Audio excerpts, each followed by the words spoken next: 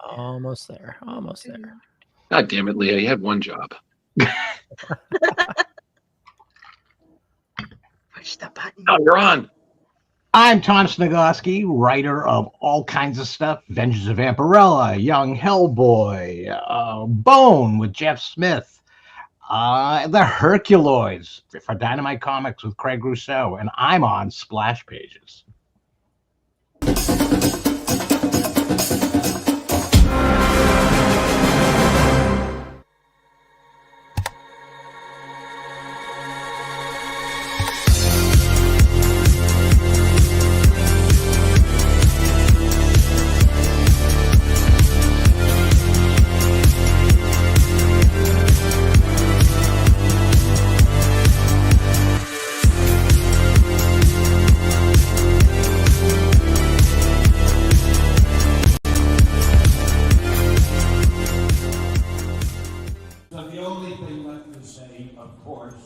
Is the one obvious thing.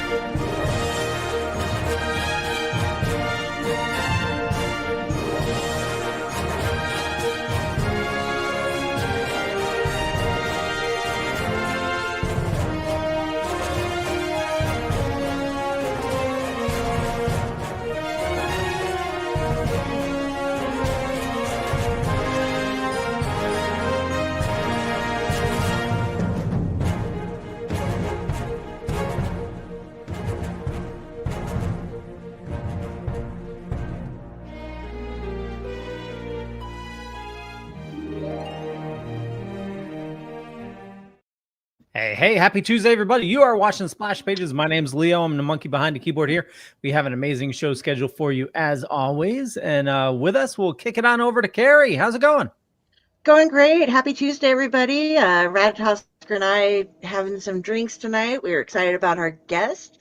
He has written some great stuff, including recently the Herculoids, but he's also written what I am all into, a lot of horror. So, of course, I'm super excited about this. And we're going to ask about the a little later. But yeah, so let's go over and see Drew and get an introduction to our wonderful guest tonight. Is it Drew or is it the devil? Hey, Drew. Hey, everybody. Oh, look, I his just hair matches decided. up again. Like, scoot over about half an inch. Other way. Oh, okay. I'm just. Is that better? Yes, now you have Vampirella's hair. Oh, hi. Oh, my God. Hi. That's so nice. It lines up so well with my ridiculously big headband. I mean, what? Hi, everybody. Welcome. We just get distracted with shenanigans. That's how it syncs up. So thank you so much for joining us, everybody. It was Tuesday, and instead of filing your taxes, you decided to spend time with us. So thank you for that. But we are not to be charged for that if any penalties do incur. So yes. So Carrie brought up we have a fantastic guest. Leo mentioned it kind of, but he does his thing. We have a wonderful guest who's been working in the industry a long time. He's a novelist. He's a comic writer. And now I have something new to aspire to. He's, as described, a pop culture journalist. Again, I was like, wow, new career goals for me. He's done a bunch of stuff related to the Buffyverse, as it's called. He's done stuff on Vampirella, Punisher, Batman.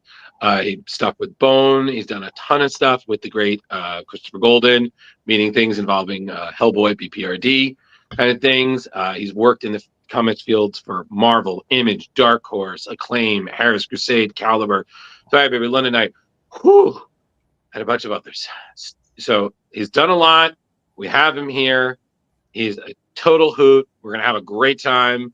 I'm probably going to say the name wrong, but I'm going to give it a try. Everybody, the one, the only Mr. Tom Sniegoski. It was close. It was close. Damn! Oh God, it was so close. It's Sniegoski, but It's Sniegoski. Okay. Sniegoski. Damn it. One day, Drew. One day you'll. It's so close. Yeah, it was I- fine.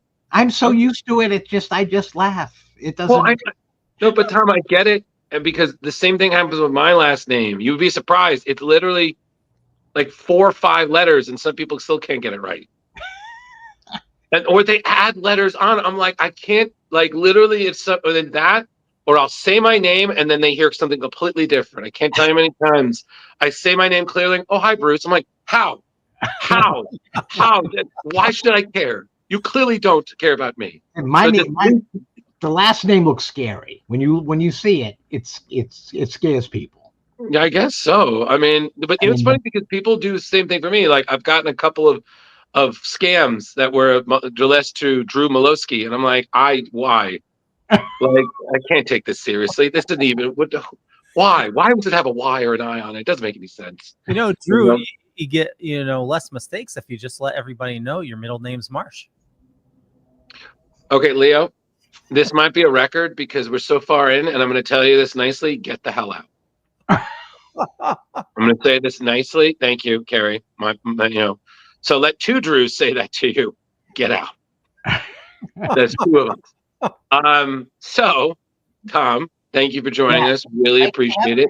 Thank you. Oh, no, absolutely. And also, I just want to say to start off, you were recommended to us by one of our frequent collaborators, the always great Mr. Carey. What's his name? Steve Van Samson. I don't have to say it the weird way. No, but you're contractually obligated now, being the president of his fan club, to say his name like that. So, we get it. No, then it's Steve Van Samson. Right. Okay. The flourish. But so he recommended, you to come on, and we're very thankful for that. How did you meet Steve? Because I only met him through this, but I was like, man, I got to do more in my life. This guy's doing everything. Kind of similar to reading your bio. I was like, I need to do like the literary equivalent of 100 push-ups a day, and then I can get where these guys are. Because damn. So I was familiar with him, but I didn't meet him until the Halloween Book Festival last year in Haverhill. Okay. And he was next to a friend of mine, and we were chatting, going back and forth, and I don't think he knew who I was, and he was listening to the conversation going back with the other guy, and he was like, "Wait a minute, you're Tom Sniegoski?" And I'm like, "Yeah," and he was like, "Oh my God, I've been wanting to meet you." So it was like one of those things where we met, and it was wonderful. Oh, yeah. And now we have you here. He's really good. He's really talented. Oh, 100%. Absolutely. I consider him the king of monsters. He makes the best monsters that I've read, as far as like that's one of his talents, is he can turn anything into a monster, and he does so good at getting unique little bits and pieces, like twists and things on his monsters. You think you know what's happening, and then it's like, oh, but wait. I don't. And speaking of monsters, I need to pivot for a minute. Yeah. God damn you, man. Because I read Batman Real World, and that just broke me. Because I'm a huge Elseworlds fan, so I'm reading this and I'm like, oh yeah. And I'm reading it, and I was like, oh fuck, God damn. Like I'm just reading the story, and I knew, my brain was like, I feel like I know where this is going. And even then I was like, oh son of a bitch. Like you and your frequent collaborator Christopher Golden, man, you guys just, I was like, wow, like a story that was very Batman, but still was like also a love letter to the fans. And I knew, I'm like, oh fuck me, this is heartbreaking, but just like I was like, the second I started, I was like, no, you have to finish it. You can't just, oh, I'll come back to later. No, you got to finish it now. Just. I wish there was. Did they ever reprint that anywhere? I'm not sure. I knew they were doing collections of the Elseworld stuff, but I'm not quite sure if that wound up in a Batman Elseworlds yet. I don't think so. When you started talking about it, I was like, "What book is he talking about?" I'm like, Yeah. "Oh, yes, Elseworld." Yeah, yeah, that's from a long time ago. Yeah, man. Because I was just reading that. Like, yeah, that was like, oh my gosh, that was like early 2000s, I I was think. gonna say, yeah, Yeah, and I was just reading that, like Charlie Duffy, Yeah. all the thing, and it was funny because I'm reading it and like, he's counting down. I'm like, what the hell is he counting down? And it's the new Batman, and I'm like, wow, holy shit, it's 1989. I'm like, wow. And I was just, it was just such a beautiful love letter. Like how, like when you're like, do they approach you with the idea, or is that something you come up and approach them? Like, how did that all come together? Real world. I think it was one of those things where we wanted to do a Batman Elseworld story, and they had a concept, because at the same time they did like Real World Justice League, and there were a couple other ones that were more like rooted in reality, right? And I think that might have been a suggestion to me and Chris to do a Batman-esque story, but have it set in the real world. And I'm at least I'm pretty sure it was a pretty tough project to work on.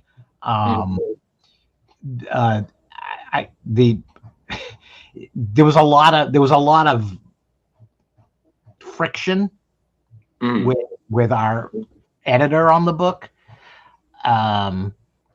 but we persevered. And yeah, I mean, to work with Marshall Rogers, that was another thing that was awesome. Oh yeah, absolutely. Yeah. I like, again, I think the thing for me that I laughed at was just like, again, how Charlie just saw everything was in Batman, like he was Batman and whatnot, but then everybody else was in concept, like, the old woman was Catwoman, the rough character was the Joker, and Clarissa, his childhood friend, who might even be his first love, was Robin. And it was just, it was so true to the character, but still, like, you could see somebody creating that association. It was fantastic. So I just wanted to say to you that I mean, it's one of those. It's really kind of fun when somebody brings up something from a long time ago, because it's like, oh, it's still around. It's still relevant. Oh yeah, that's all. Yeah, and I think you're right. There's a Elseworlds omnibus coming out this year. Yeah, there were a couple. There were like, I know there were two Superman. There was Elseworlds Superman. There were two collections of that. I think there was at least one Batman, but I don't think this story was in it. Yeah, we'll have to keep a lookout. We do another show that's just Elseworlds. Oh, really? Yeah, it's Elseworlds, and it's Comics Paradox. It's Elseworlds and alternate realities. Oh, wow. Okay. Yeah, so I'll have to bring this up with the group. See if they read it. Yeah, definitely. Doing all their real world together would be a good one. If they right. Yeah. But it was just, I just need to say that was just absolutely fantastic. So, kudos to you and Christopher Golden, who I'm just as like you, I'm a huge fan of because of all the collaborations he's done with Mike Mignola. And I actually got to meet him. I think it was Boston Comic-Con in like 2018. Oh, I'm probably next to him. yeah. So because I'm like, and I'm thinking about it, I'm like, wait a second. Like, like when you think about it and you're like, you're going through the memory, and I was like, did I gloss over it? I'm like, I'm sorry, if I fucked up, but yeah, I mean, you and Chris have worked on so many. I know. Yeah. We're really good friends. I'm his daughter's godfather. So that shows you where I am in the. Yeah. Like, how did that, like, when you, because again, I there are other people who are frequent collaborators, kind of become synonymous.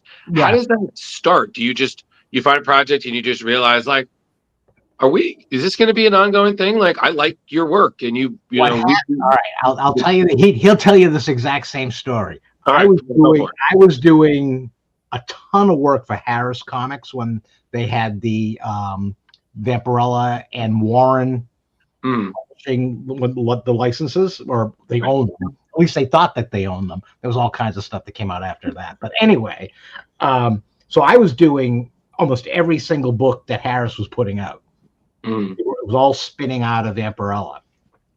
And Chris had been writing books at the time, and I didn't know him yet, but he'd introduced himself to my editor.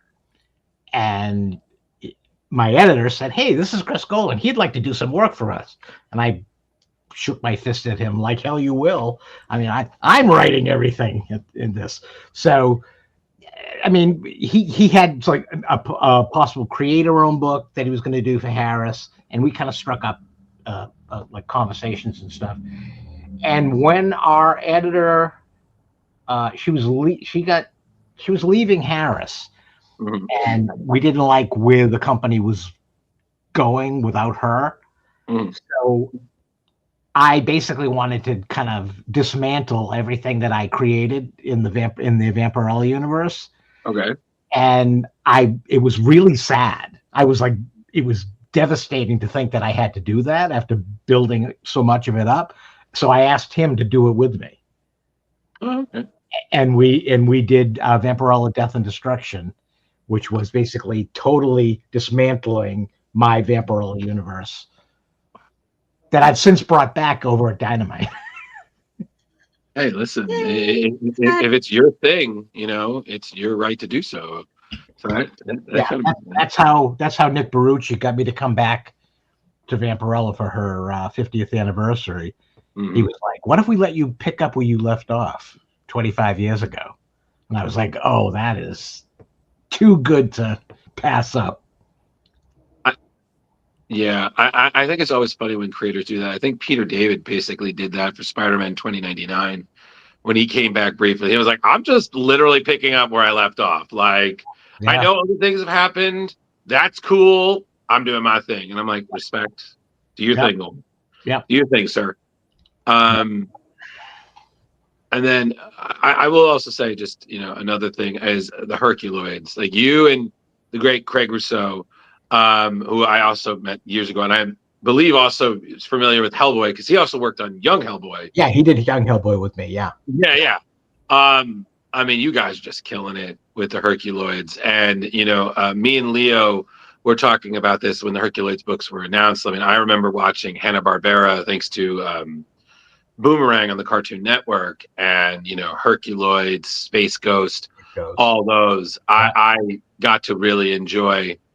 And I mean, just what a weird cartoon, but it's just so undeniably perfect. Yep. And then you guys are just doing such a good job evoking the same feel that class. Like I'm reading it and I'm hearing like the Hanna-Barbera sound effects, like when I think it's Turok is just shooting his little explosive. Tundro is shooting. Sorry, Tundro. Sorry, that's all right. Yeah. But I can hear the sounds, like just like I'm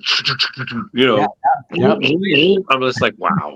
Oh, don't forget Gloop and Gleep. Yeah, just so. I mean, how was that you pitching to them, or was Dynamite was like, "Hey, do you want to do this? You want to?" No, this is a pretty good story too. I've known Nick Barucci, the president of Dynamite, for like 30 years.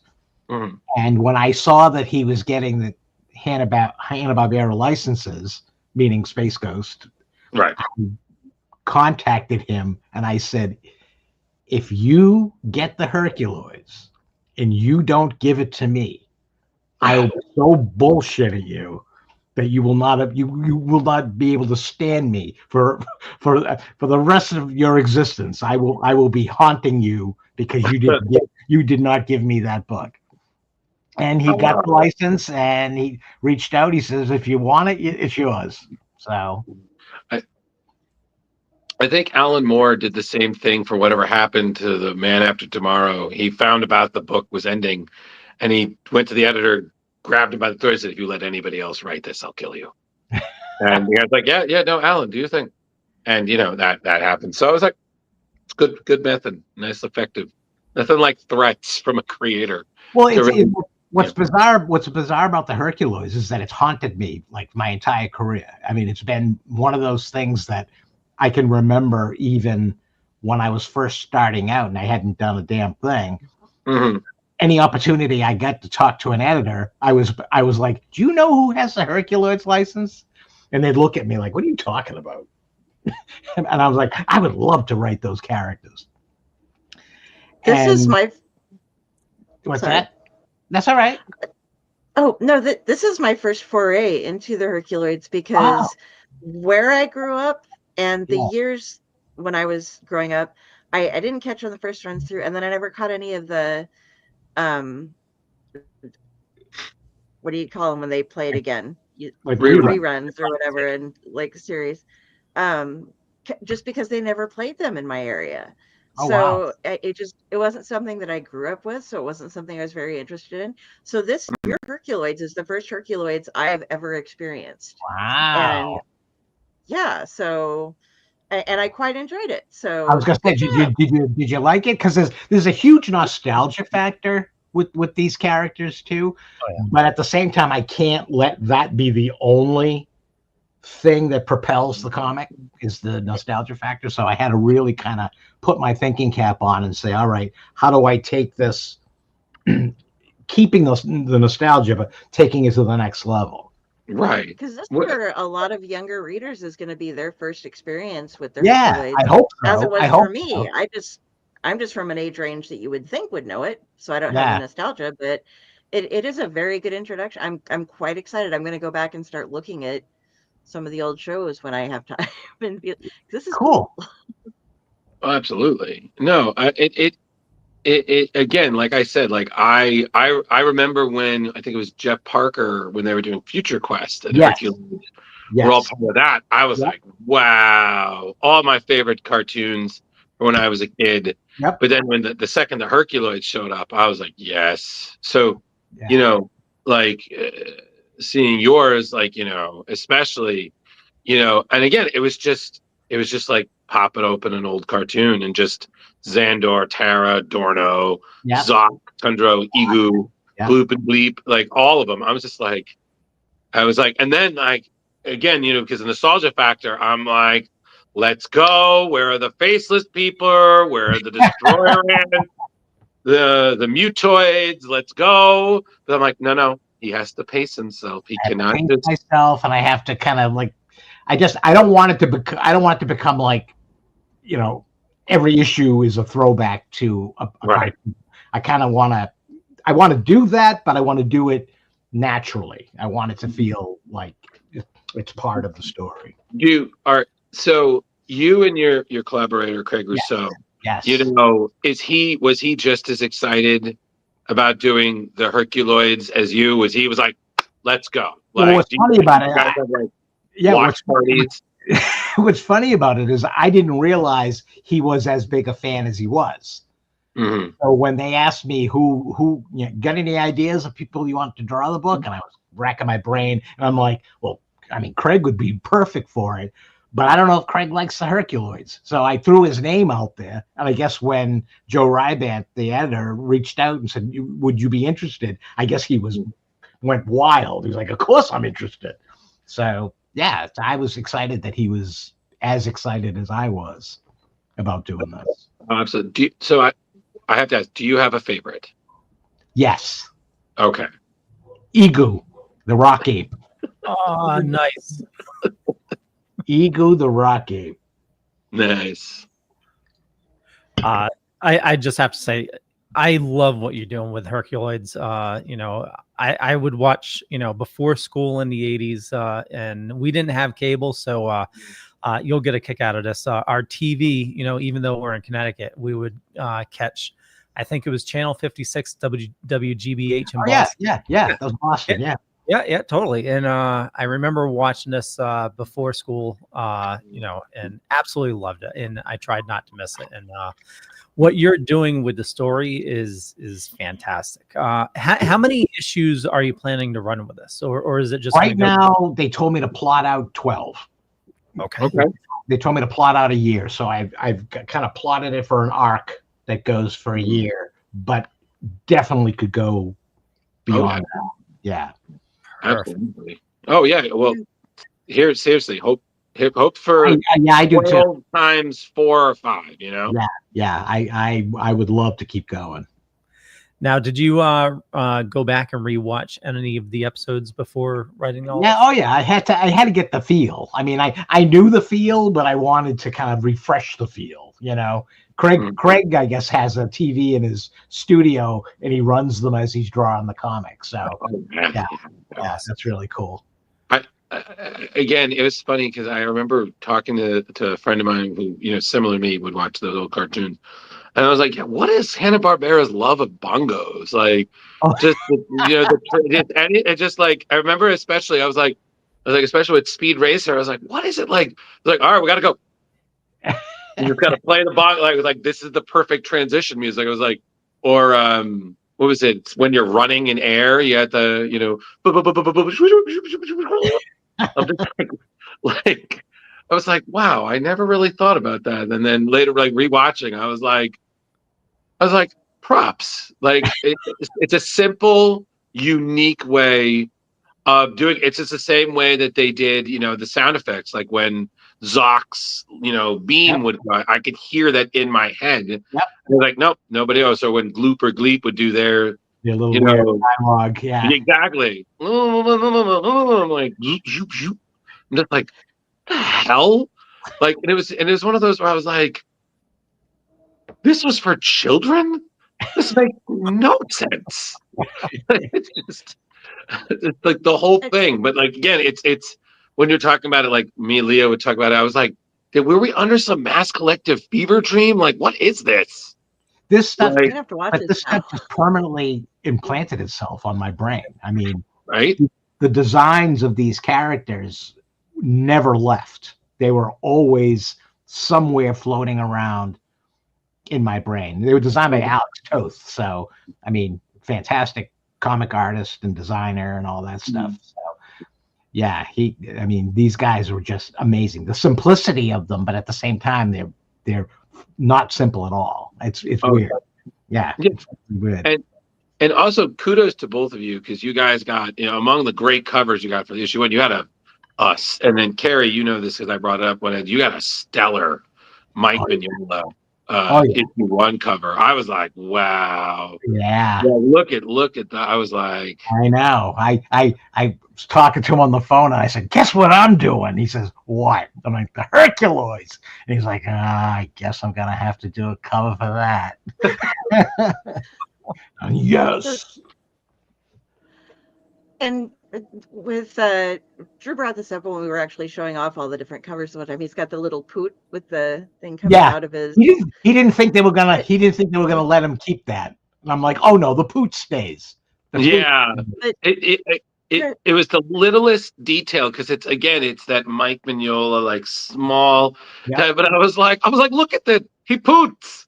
He poots like that's There's this little detail, but it's in that like Mike speech, and I'm like, I can't. Like that's just perfect. Classic him. Yeah, he thought for sure it was gone. I'm like, no, they're gonna keep it.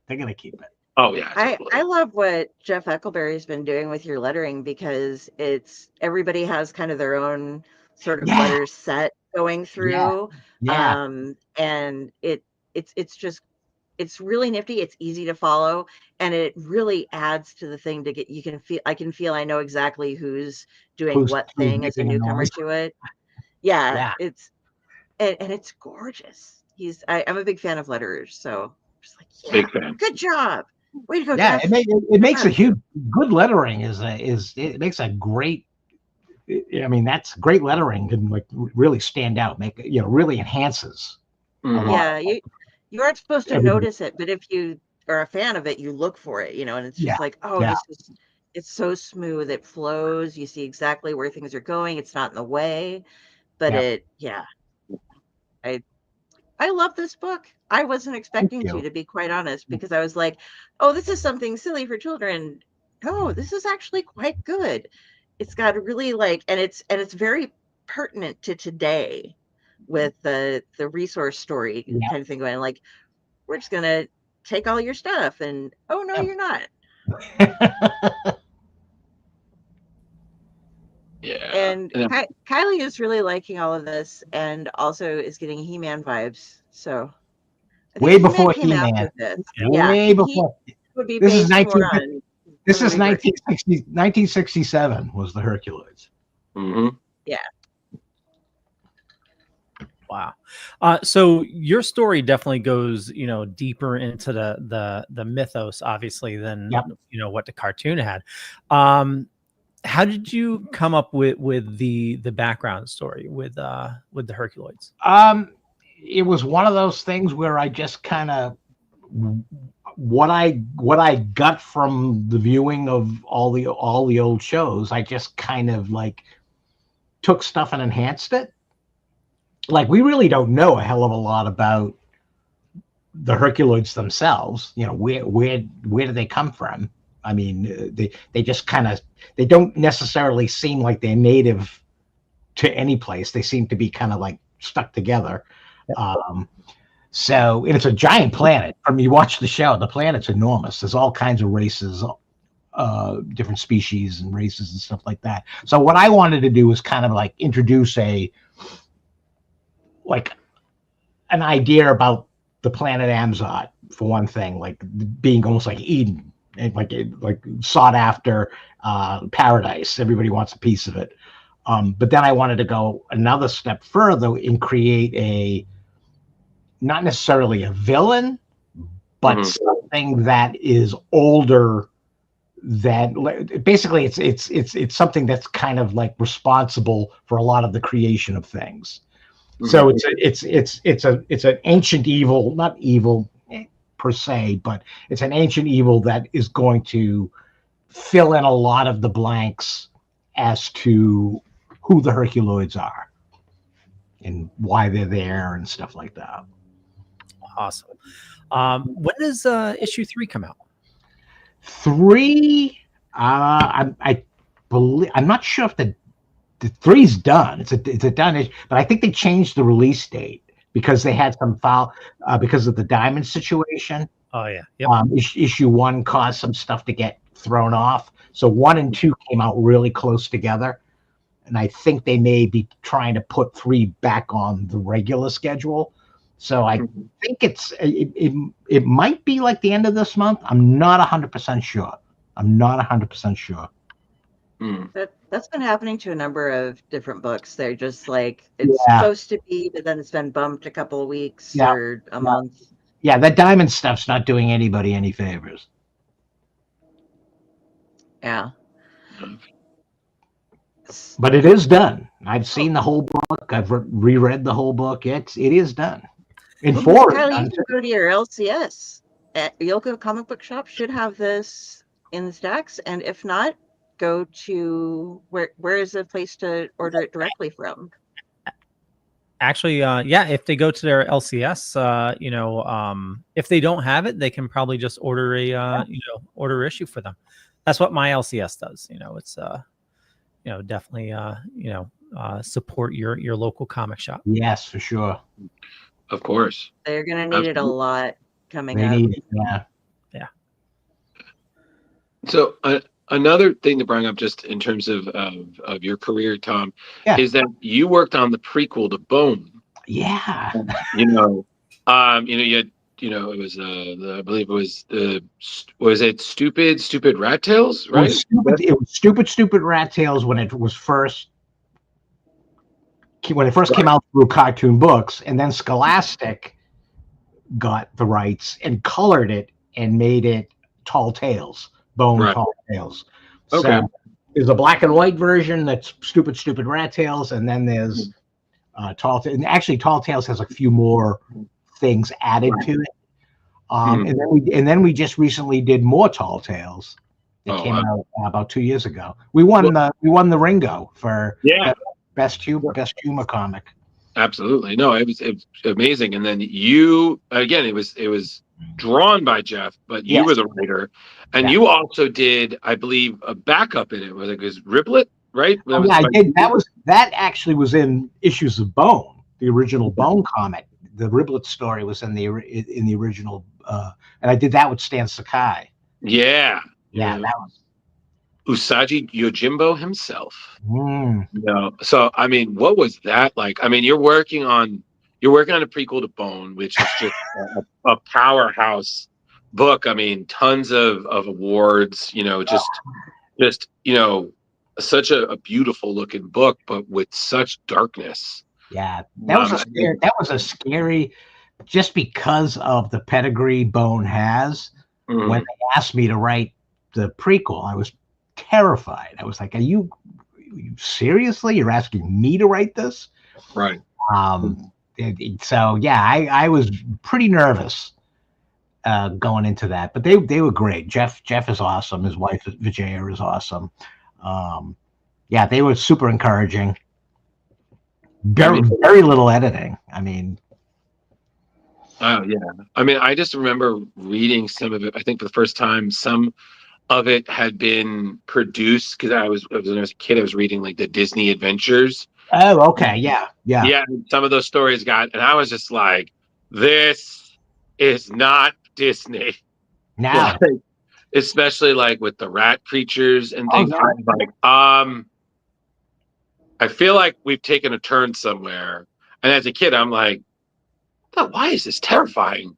But I can't stop reading. Like, I'm used to reading like Bonkers and Goof Troop, and then reading Bone. And I'm just like, I feel like I've taken a peek at something very dark, but yet I can't look away, and yet I am changed. When people ask me about Bone that aren't familiar with Bone, they're like, well, what is it? Why? It's kind of cute. It kind of looks cute. And I'm like, Bone is Lord of the Rings meets Warner Brothers cartoons.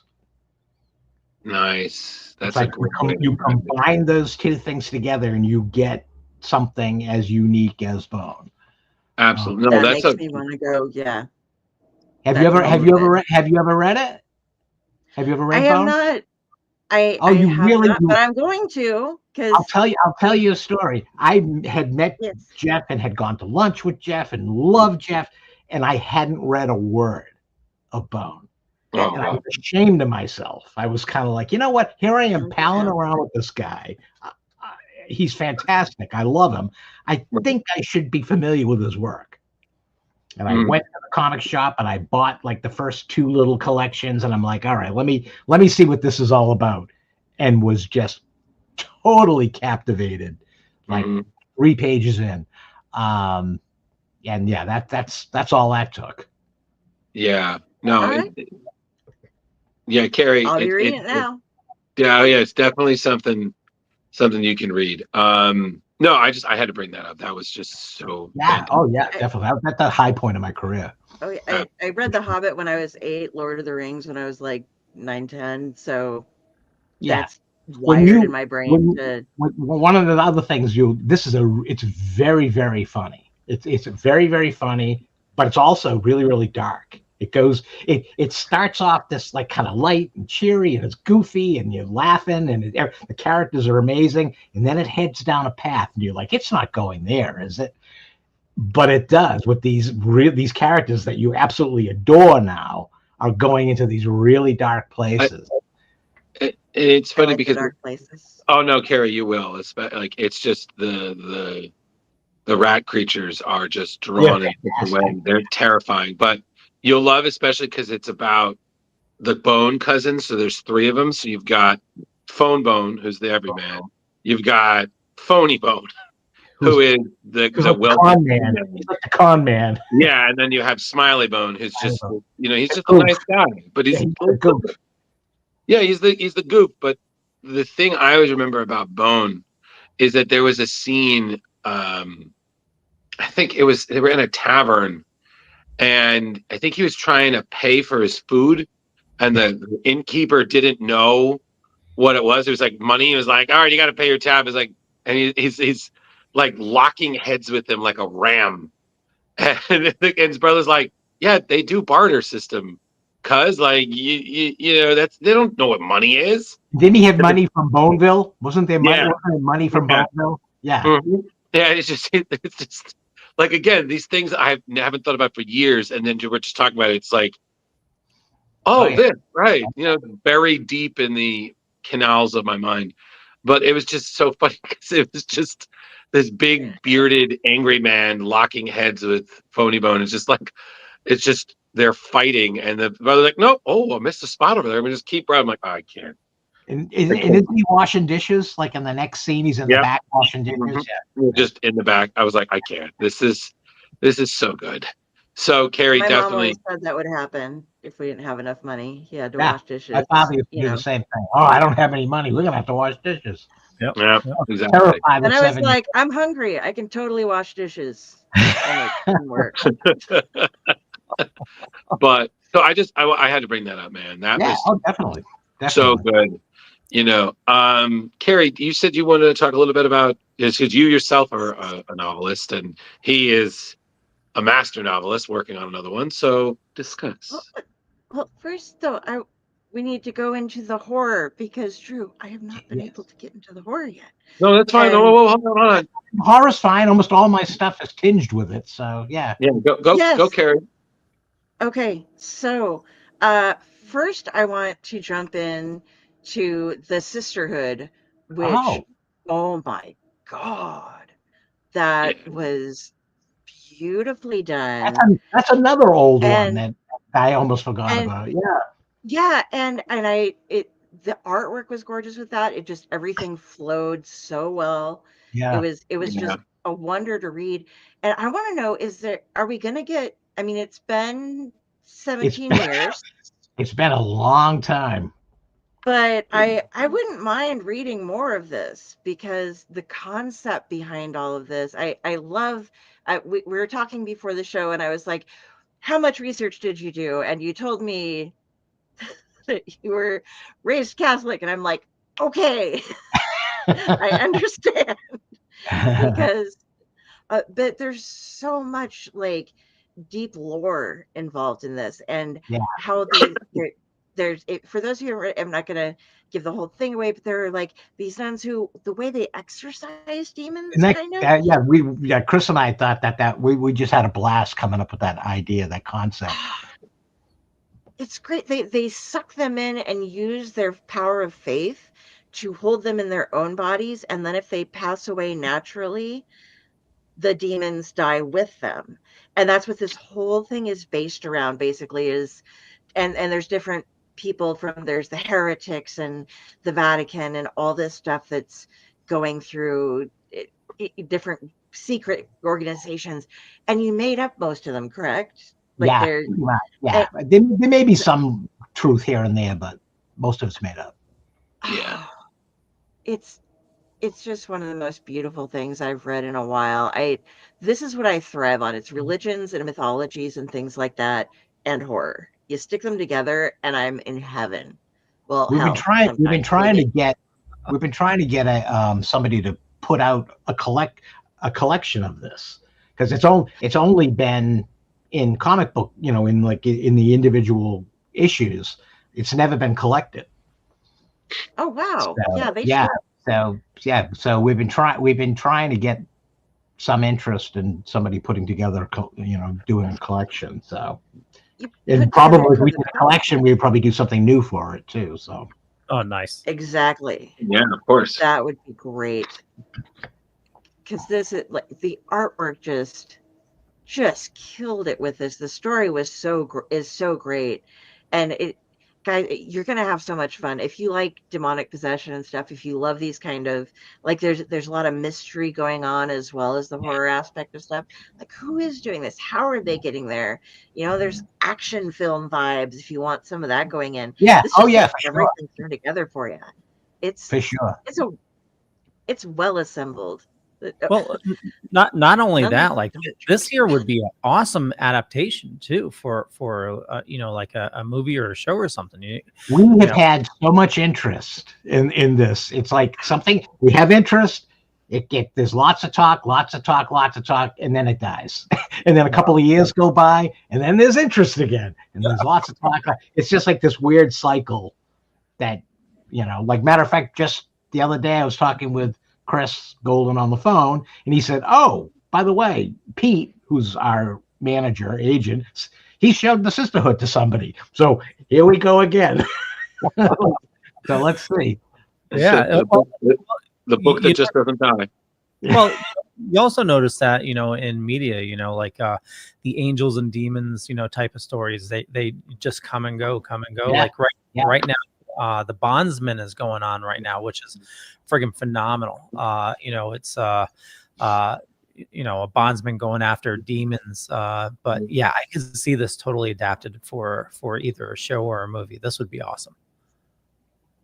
Especially after the Da Vinci Code and Angels and Demons were released with Tom Hanks, it's just bringing that like genre to the forefront.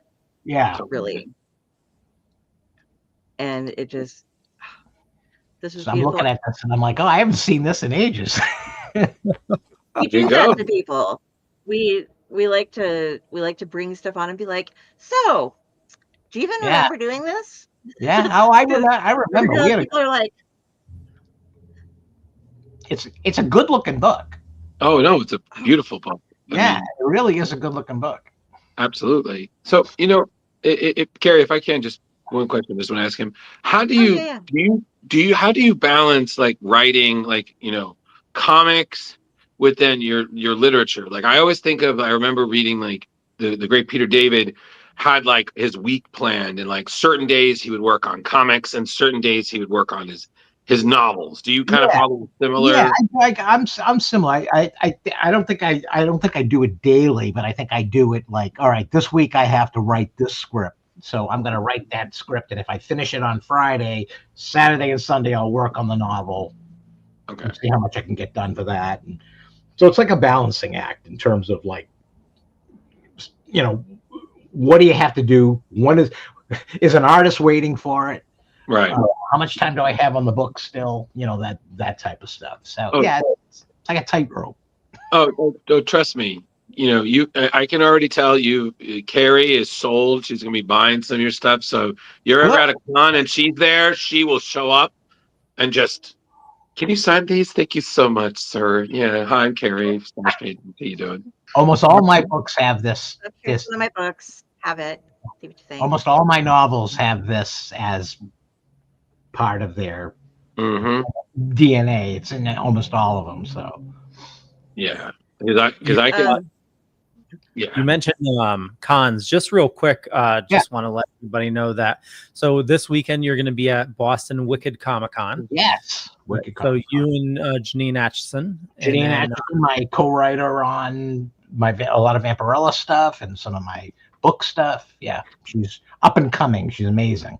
Nice. And then Free Comic Book Day, you're going to be in Rochester, New Hampshire at Jetpack Comics. Also, you and Janine as well. So yeah. And I'm assuming you'll be doing autographs there as well. Oh yeah. As long as I wrote it, I'll sign it. I had somebody sign something they weren't in the other day when I was at the last con I was at, because I was just like, did you happen to contribute this? He's like, no, but I'll sign it for you. I'm like, okay. It was like the whole con, like, had put artwork in. I didn't have time to flip through and see who's in it.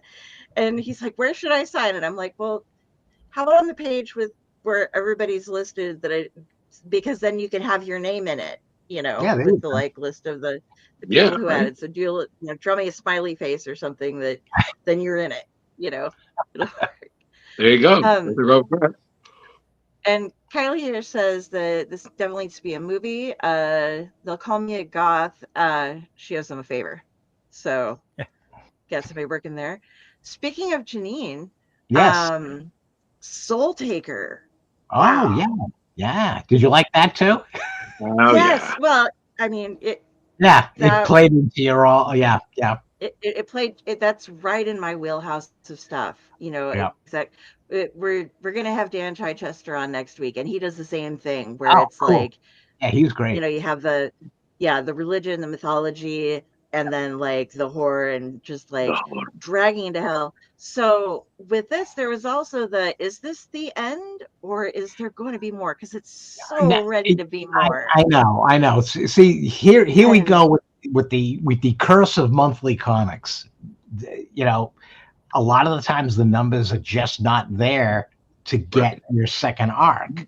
So we're currently trying to come up with a battle plan on how we could wrap up this story in the best way possible. So whether it's another like a one-shot comic, whether it's like a full graphic novel, we're even willing to go prose with illustrations. So we're talking about a lot of stuff, and as soon as we start to get like definitive answers, we'll be knocking those things back and deciding how we're going to do it. Well, Tom, I just need to say this. If you guys decide to go the Kickstarter route, let Carrie know. Yeah. Because not only will she promote the mother-loving heck out of it, but Carrie, I'm sorry, I'm going to speak for you, even though you're in the room right now. She will 100% contribute to that. Because, am I wrong, Carrie? Oh, I'll buy whatever as long as I don't have to get totally kicked out on the streets. I will buy whatever package you put out that's like, and this, and then for add-ons, you can buy each of my novels separately. Yes, and add. And yes. I'll help you design it. I mean, I honestly, I spend that much time studying crowdfunding and talking with people and putting things together that I will just help you, and then I will pay for all of it too. Great. The best kind of fan, you know. Does Mad Cave work with? Do they do the novel kind of stuff too? Can you have? No, I would have to. We would probably if we did anything like that, we would take it probably to another, like a smaller book publisher, maybe even Bad Hand, who's doing our Janine and I's novella, Nira, which comes out in a month or so. Nice. Yeah, so let's cover that right now. So the novella about the novella. Okay. Just tell us all about it. We need to know. Well, it was one of those things where I was contacted by an amazing artist named Tom Brown. He's a British artist, or actually, I think he started here and he moved to England. He contacted me because I'd worked on a project with him for Random House called The Raven's Child, which was a graphic novel. And he reached out to me and he said, "Hey, look, I'm doing art for this new small publisher, Bad Hand Books. How would you like to come up with an idea for a novella and I can do the illustrations for it?" And I was like, "Oh, yeah, that could be interesting." Because I love Tom. I love Tom's stuff. And I'm like, let me think about it. And Janine and I had been working on stuff, so I threw it at her, and I'm like, "What do you think? Would you want to work on something like this with me? We'll come up with an idea together, and we'll do that." And she was game. So we'd had a couple of like concepts rattling around that we plucked out and enhanced, and that became our book Nira. Or with the illustrations by Tom Brown. It's the first of a series, so we're going to be doing more with her. And it's about a mysterious woman named Constance Evermore, who has a strange habit of just showing up where she feels that she might be needed. And she travels in this old Victorian house that just will appear in spots, just like you walk by and you go, wasn't that a parking lot? Wasn't there an old house there? And her house will appear there and take root for whatever she needs to do in that particular area. You'll learn she's very old, been around for a very long time, and she's basically making amends for a really bad mistake she made a long time ago. And I don't want to go any further than that, but that's... I'm sold. You know? Good to like... Literally, Tom, as you're talking, I could literally hear the sound of Carrie's money just growing wings and flying away towards your pocket. Just the fluttering of paper winds, you know? So, Yeah, she's an amazing character that just kind of, Janine and I just kind of, Janine would add something, then I would add something. Janine would add something, and I would add something. And she's just really, we all we can think of is Tilda Swinton when we were writing her. Yeah, nice. she's very androgynous, kind of like just slightly odd, not quite.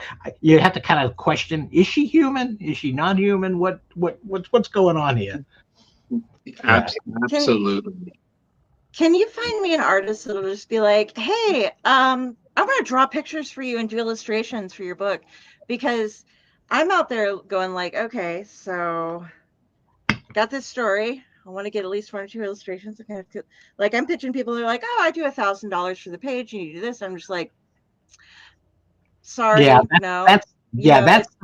That's the hardest thing. I mean, I totally respect artists, and I know they all deserve to be paid for their work and stuff. But at the same time, if you're a struggling writer as well, you don't have the money to sometimes give somebody to say, here's my book. Can you do 10 illustrations for me?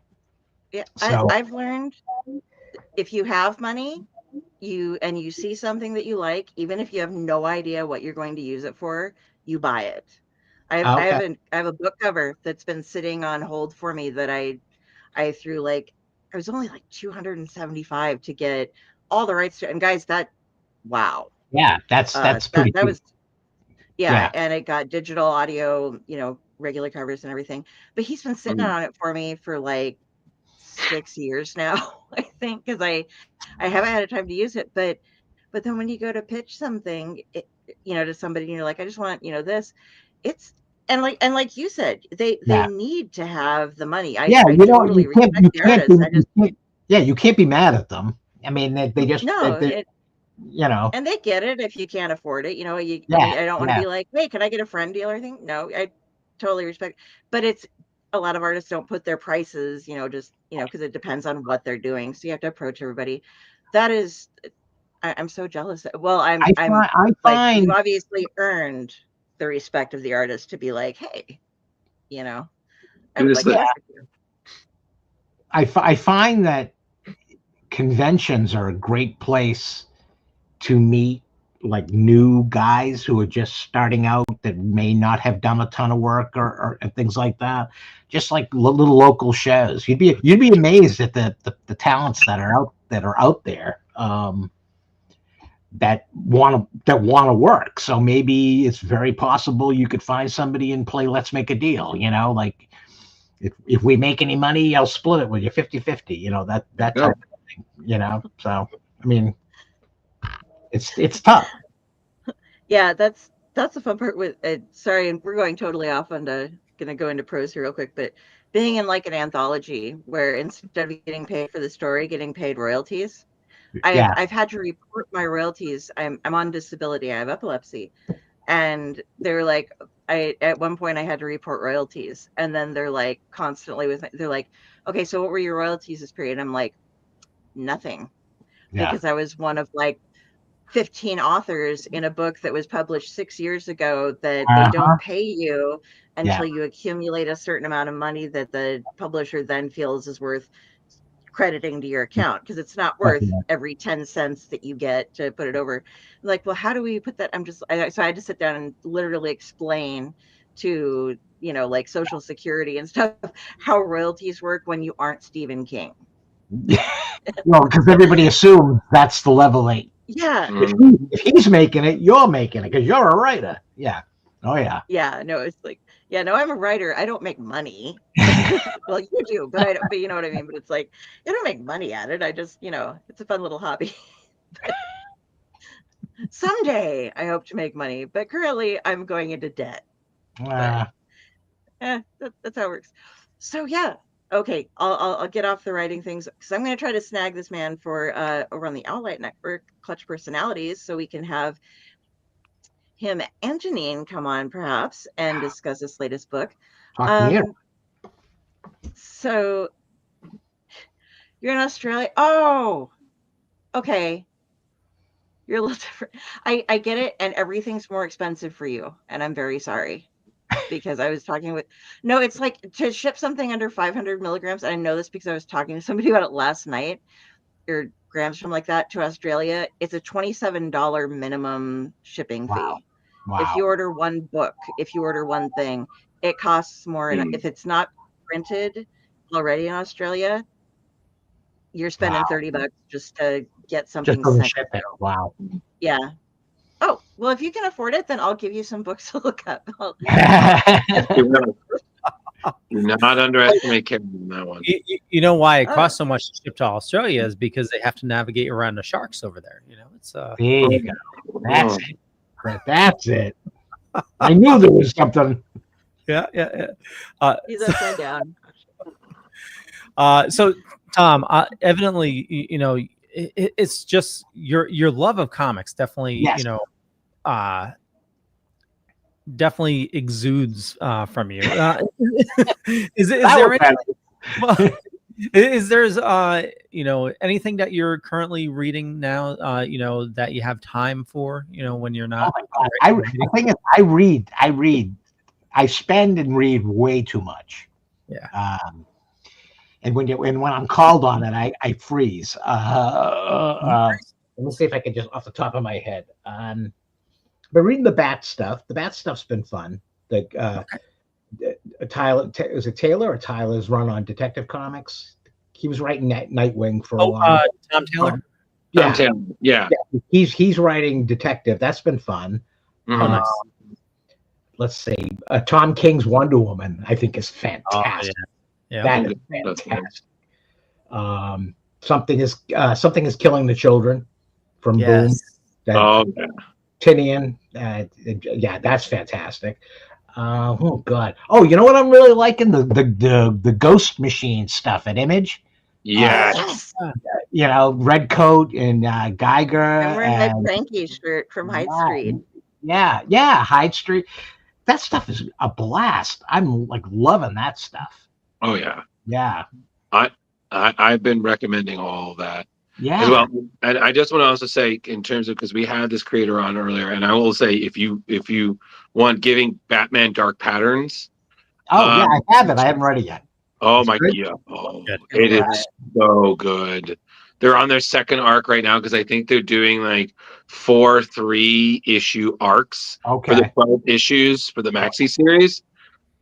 They're so good. We had Dan Waters, the guy who's writing it, on, and oh man, we're just loving that. It's just early Batman, but where he's taking the characters are just it's so good. Yeah. So just if you like, I'm a huge Batman fan. I'd love to. Oh yeah, it's definitely you know, a horror element to it as well. That's very cool. I like that. Yeah. Oh yeah.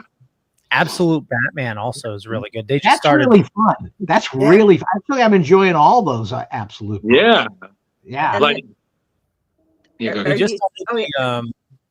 was just going to say, did you read the most recent issue with Freeze?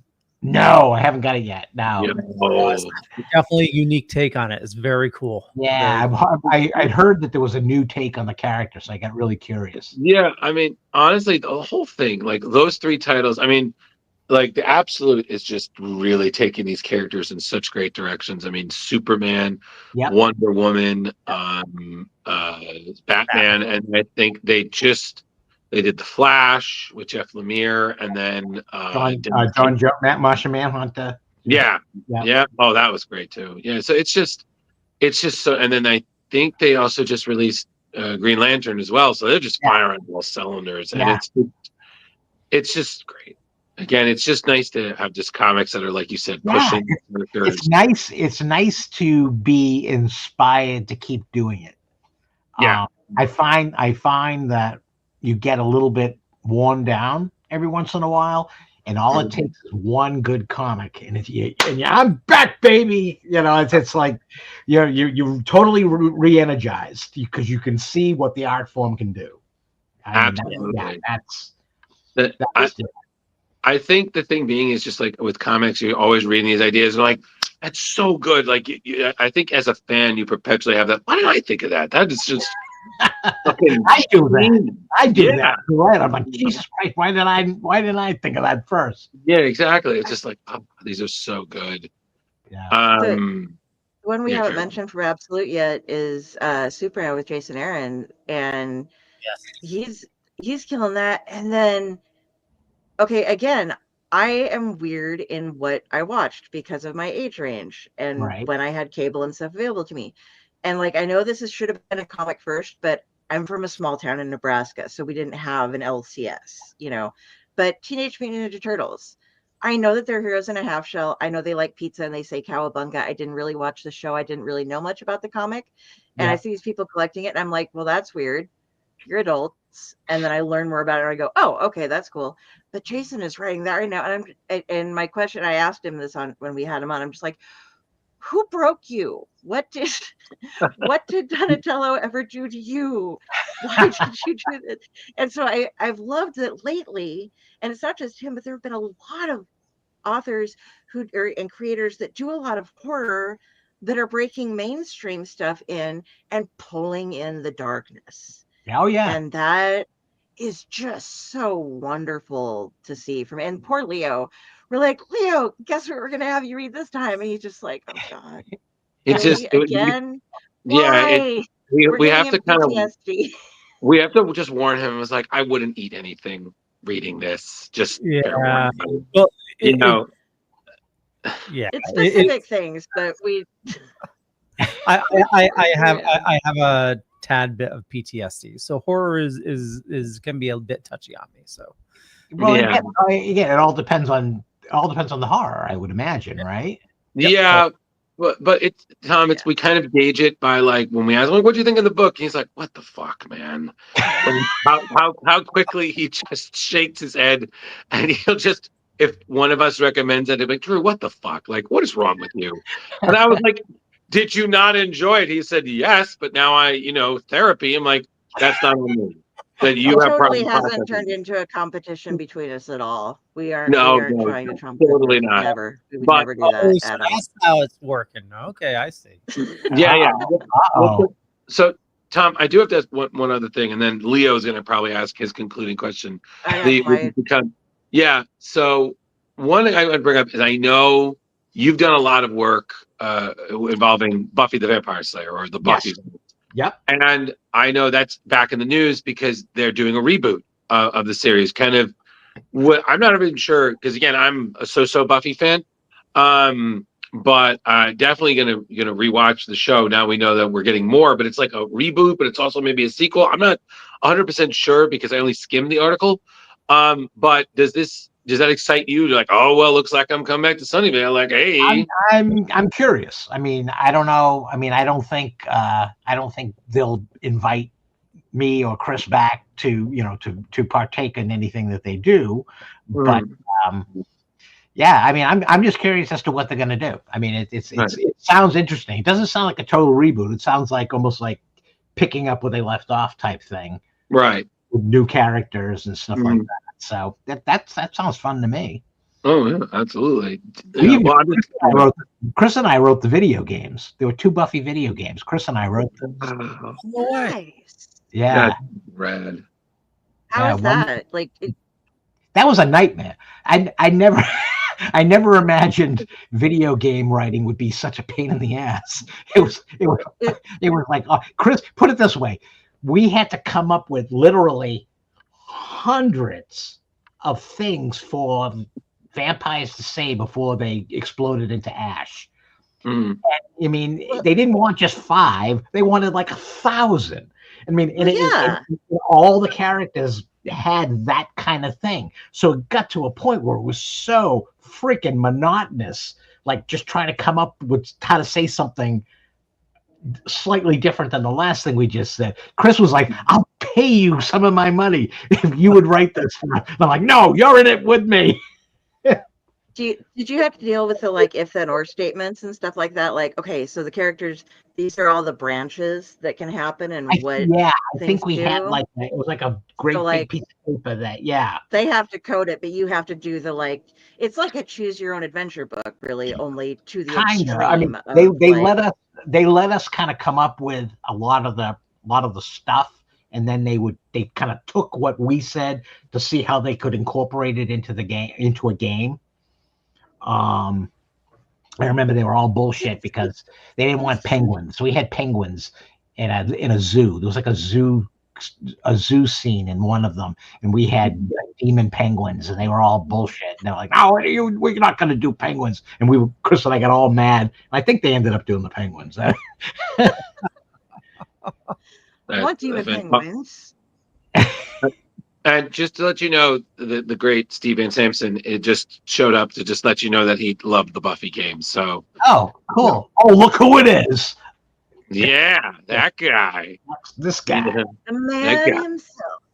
Yeah, but that's funny. He's probably needing minions to do. So, I'm kind of shocked Drew didn't bring this up, and I haven't had a chance to do any research on it, but like literally a couple minutes before the show, doing continual research, it looks like you're doing another young Hellboy story. Is that correct? We did two. Okay. And right now, something hasn't been announced that I really can announce. But I think I probably just kind of did by saying that. Tom. It's not what you think it is, but there's elements of what you think it is. How about that? Okay. That's cryptic enough to create curiosity, and that's good enough. Yeah. Okay, so this might have been another article. Hellboy the Hidden Link. Yeah, that was the first one. Oh, and then we did Young Hellboy Assault on Castle Death, which was Lobster Johnson story. Great. Yeah, great story. Yeah, that was fun. That was really fun to do. Well, yeah, I mean, listen, I think my goal is one day to have written a Hellboy story that nobody done. I was like, if I could just do one story and it is not awful, I'd be like, okay, I'm good. Like, he is such a fantastic character to write. I die when Mignola asked me the first time to do it. I didn't even, my brain couldn't even comprehend. I'm such a huge fan, so I mean, I got to meet him like years ago at an art show, and it was the funniest thing because he was at an art show, and I was like, oh my god. So I remember like rushing over into the city. Like I took like a train in, and I took like a taxi, which I normally don't do. And I just got there as quick as I could. I had whatever I could grab. And he's just sitting there. And I was like, are you Mike Mignola? He said, sometimes. And I was like, all right, give me 1 moment. He's like, yeah, take your time. And I'm just like, hi, big fan, as you can tell by the BPRD hoodie.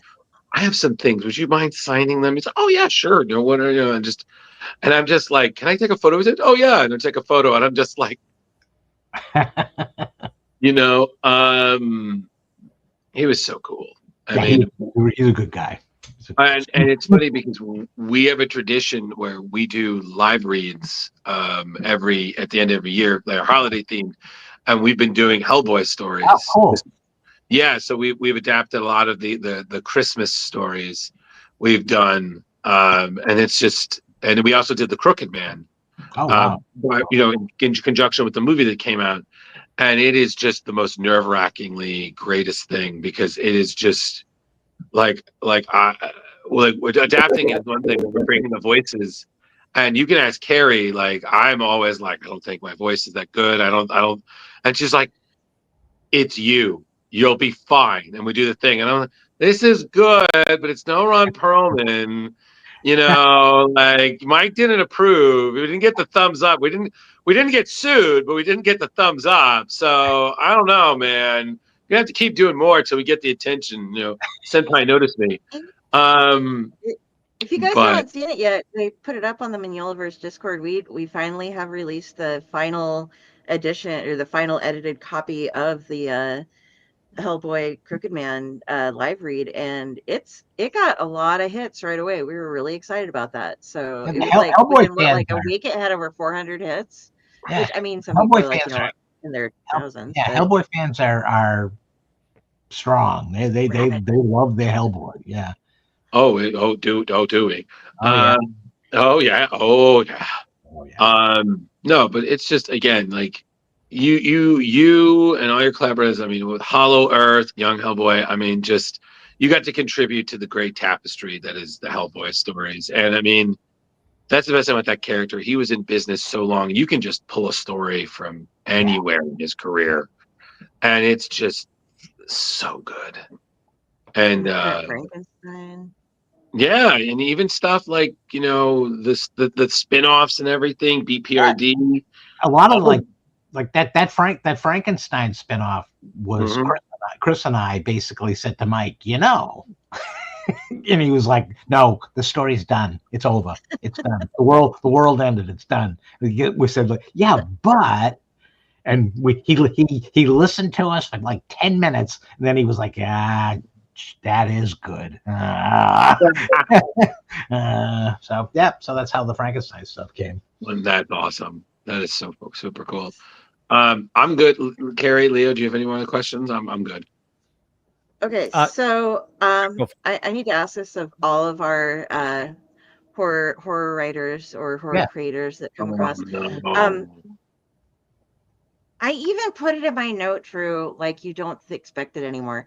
Okay, so I discovered at one point about a year or so ago that a lot of people that write horror comics are also very much into tiki and like tiki drinks and tiki clubs and stuff. So I have become convinced that somewhere out there is a super secret horror book comic creator tiki club, and that you all gather together in different tiki clubs when you're at conventions, and like you have writings and things, and that if you follow a certain pathway on the right night and open the certain door, you can get yourself in to the entrance of the thin place tiki club, like where you say the house just shows up where it's supposed to be, the tiki club shows up where it's supposed to be, and everybody has access to it. And so I would like to ask you, if you happen to be a member, if you can tell me anything, if you're willing to allude to things, if you are. I am not a member. I am not cool enough to be a member of that. That is something I am not familiar with. Okay, I just like to check I'll because keep my eyes open now. Now that you've alerted me, I'll be watching for it. I give out tiki things as offerings so that maybe someday I'll be invited. Like, oh, here's the tiki, please. Okay, now it's Leo's turn. Yeah. No, speaking of watching, I just noticed in the back there your Baby Yoda Grogu with the. Yeah. Oh my God, that's yeah. I had a phase where I was collecting all the Grogus I can, and my wife actually shut me off. There can be no more Grogus that enter the house. They're all scattered around the house. There's like one down there. Yeah, there's all kinds of stuff. There you go. All right, Leo, ask the question. Yeah. So one thing we like to ask everybody is, when you are not doing your craft, is there something that you dork out about? Like, you collect Grogus, you go on hikes, it's what is something that you use to, in your downtime, just to relax? You play video games? What do you do? It's so funny that most of the things that I geek out about are connected to my job, connected to the work. So like, I love reading, like picking up and reading a bunch of Jack Kirby, Stan Lee Fantastic Fours, or thumb through a Frazetta art book. That's the stuff that gets me excited. That's kind of, it's almost like fuel to keep going with this. But yeah, that's my dog. I walk my dog. He's kind of a cool character. So yeah, I have a French bulldog. Oh, nice. Named Harvey. His name Harvey Dent is his full name. Oh, nice. Yeah, because he's white. He's white on one side and black on the other side. So he's like, Harvey Dent is perfect. The accent. So cute. That's amazing. My brother has a couple of bulldogs. He brought him over this weekend, named Butch and Kiki. And they're just adorable. We have a chocolate lab, and she's our child. It's Oh yeah. Yeah. Oh yeah. She's I had a the lab. sweetest I had baby a lab. ever. Yeah, I had a lab before the French. I had two. I've had two French bulldogs, and I had a lab before the French bulldogs. You'll notice in my if you read some of my earliest work, there's labs in almost all of my early stories. Oh, nice.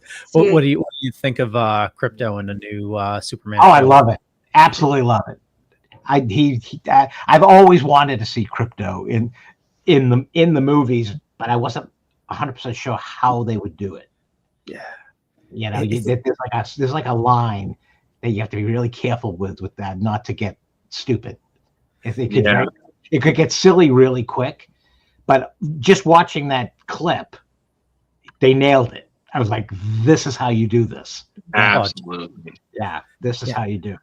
It's hard. It's hard to see this all CGI too. I know. I had to almost like question that. I was kind of like, "Wait a minute, is that or isn't that?" So that's not a real dog. No. Wow, you just broke Carrie. She's done. Oh yeah, no. Oh, there we go. She's good. There we go. Gotta treat the squirrel too. Yeah, but mutual drunkenness. But oh my god, that's right. All right. Are you on Blue Sky? I'm getting Leo. Oh yeah, Leo, the Blue Sky. I forgot about that. Yeah. I'm on Blue Sky. There you go. See, there you go. There you go. See, Leo, I think you asked all the questions. Yeah, I think that's it. So before we wrap things up, just want to remind everybody that this weekend you're going to be at Boston Wicked Comic Con.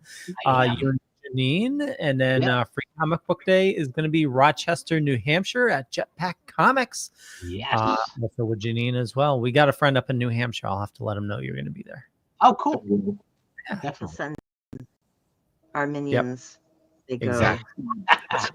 Yes, minions. But otherwise, Tom, they get attacked by drunken squirrels. Yeah, but Tom, thank you so much for joining us. This was absolutely fantastic. We're really, really glad. We hope that if we're ever out at a con with you, we'll definitely drop by, shoot the shit, usual stuff. Definitely. But in terms of people keep in touch, just what's the best way people can get in touch with you, social media and things? I am on Facebook. I am on Blue Sky. I am on Threads. I'm still on Twitter. I don't know how much longer I'll be on Twitter, but I'm there. So just look up Sniegoski. You'll find me. There aren't that many of us. Fair enough. Fair enough. But Steve, there's news to come. News. But yes, this was great to have you on. Absolutely. Please keep us in the loop of if you do any Kickstarters or anything like that. Send us links. Let us know. We'll be more than glad to promote and help people give you more money to do what you do. Wonderful. I am all about giving out people's money to you. Well, giving my money to you and convincing other people that they need to give their money to you. To you, sir. For me. Yes. Absolutely. I will take it. There you go. All right, Leo, walk him through again the exit, and then we'll send him on his merry way. Yeah, totally. So, Tom, when you're ready, there's a Leave Studio button on the bottom. When you click on that, it'll prompt you to go to an Uploads page. Just leave it on that until it's done. And if by chance something goes awry, we'll send you a link afterwards. But that's just so that we have all the audio and video separate, because we do editing afterwards. And, you'll see this posted a couple different times. And, I'll probably take out some embarrassing clips and stuff and put them up. And I'll share it all over the place. Oh yeah, we got you. We love that. Oh, we're gonna promote the hell out of it. So yeah. Excellent. Well, thank you again, man. Thank you so much. Good luck with everything you're working on. Thank you. There's a bunch of new stuff coming that I can't talk about yet, but we're ready. I would love to be back on and talk about it. Oh, absolutely. Awesome. We're ready. So thank you again. And we'll look for Herculoids. Yeah, Herculoids and Nera. Nera is coming in a month or so. I will book you for that. Yes. I'll get in touch with you tomorrow. Vampirella Armageddon is my new Vampirella series. Oh, okay. That would be. I think it's in the next previews book. So. Oh, nice. Sweet. Yeah. We'll check it out. All right. All right. Thank you, thank guys. So good to have you. Bye. Have a good night. That was awesome. All right. Yeah. Leo, Kylie wanted to know quite a while ago, with all the torture that we put you through, was it worth the therapy session though, for all of the comics that we? Yeah, no. my everything's so screwed up. I've never seeked help. So Okay. That's a hell of a bill. yeah, I just deal with the flashbacks and stuff. So it's that would cut into his Lego and Transformers budget. So I know. Yeah, well, I haven't finished Transform. I got a new Bumblebee and of course this guy came from AliExpress. Okay, Leo, I want you to repeat after me. We have a problem, so we're doing the news. Okay? Say it with me now. We have a problem, and so we're going to do the news. Is there something else? Hold on. Anything else? No. My kitchen and grab the thing. Doing the news. Oh. Oh wait, there's more. Oh, God damn it, Leo. Leo, Megan the is so news. patient. Push the button, Crunk. Sorry, I had 2 other Transformers, but they fell. Oh my God. I'm gonna go grab the one that I have in my kitchen that just somebody left it at my house, and I keep finding parts of it, so I've just been assembling it. It's like this tall, and it's orange and gray, and I don't know who it is, but I've just been building a transformer. Yeah, it's like Lego, 2 foot Lego tall. or No, mean build? It's that slow burn transformer. Like somebody left it here. It was in one of the closets, and pieces of it are moved away, or not attached to it anymore. But as I've been going through various boxes that I can no longer reach because of issues, I found other pieces, so I've been reattaching them to the transformer. But it's like 1.5 feet tall and huge. Does it? I mean, like, I could go get it. It's right there. Okay, go get it. Go get it. I'll play the variant. You do that. Oh, there is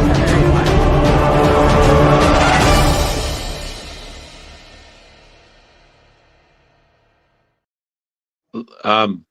Hi, everybody. I don't believe there's any variants. So this variant, no. Do you read the emails that we send you, or do we just skim? Oh, I know who that is. Yeah. Oh, I just dropped him. Okay, that's fine. Well, don't drop him.